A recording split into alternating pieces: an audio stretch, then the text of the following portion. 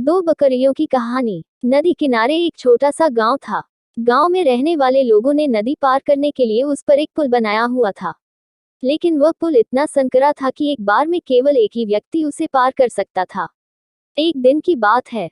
एक बकरी नदी पर बने उस पुल को पार कर रही थी। पुल पर चलते चलते उसने देखा कि एक दूसरी बकरी उसी पुल पर विपरीत दिशा से आ रही है। कुछ ही देर में दोनों पुल के बीचों बीच पहुंच गई। पुल को एक बार में केवल एक ही बकरी पार कर सकती थी।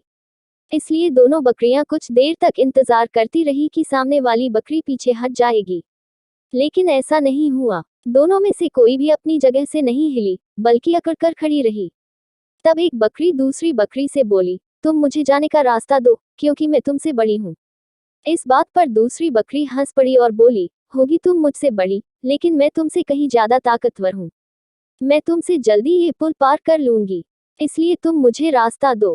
पहली बकरी बोली, मैं तुमसे बड़ी भी हूँ और ताकतवर भी, इसलिए हट जाओ। कुछ देर तक दोनों में इस बात पर बहस होती रही कि दोनों में कौन ज्यादा ताकतवर है। फिर बहस लड़ाई में बदल गई। दोनों अपनी सींगों से एक दूसरे पर वार करने लगी। धीरे धीरे उनकी लड़ाई बहुत बढ़ गई। परिणाम ये हुआ कि उनका संतुलन बिगड़ा और वे दोनों पुल से नीचे नदी में जा गिरी। नीचे नदी की तेज धार उनको बहा ले गई और अंततः दोनों मर गई।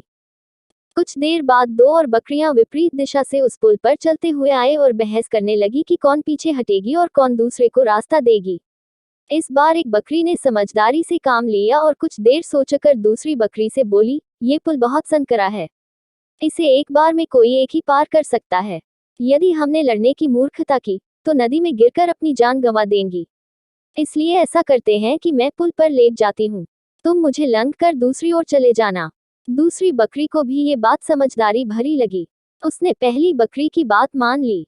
पहली बकरी पुल पर लेट गई और दूसरी बकरी उसे लंघ कर दूसरी ओर चली गई।